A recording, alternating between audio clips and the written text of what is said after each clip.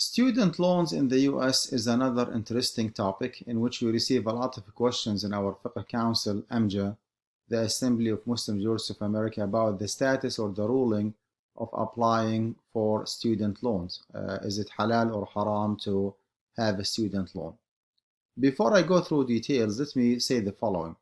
Nowadays, hundreds of thousands of people are coming to the USA for education purposes, for higher education purposes.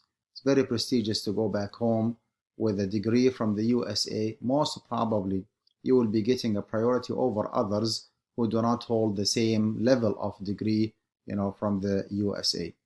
People actually spend or invest a good amount of money to stay in the US and to get their degree.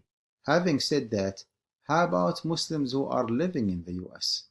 Is it possible? Does it make any sense that Muslims living in the US are deprived from their higher education because of lack in fund, because of being unable to afford for their higher education in the US?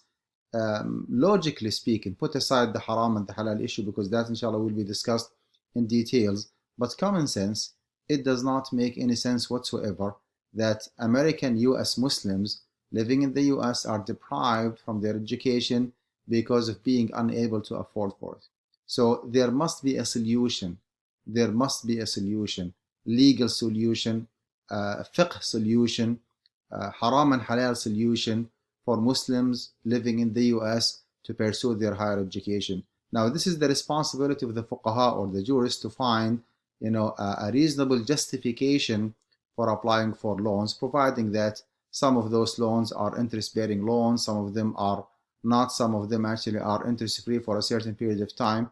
What we will be discussing here is the following.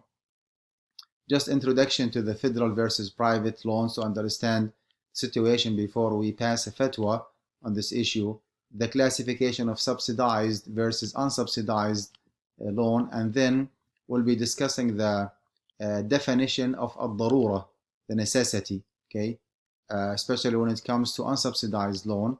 And then based on understanding the proper definition of al-darura or the necessity, maybe we can pass a rule regarding applying for a student's loan. So let's see what we have here.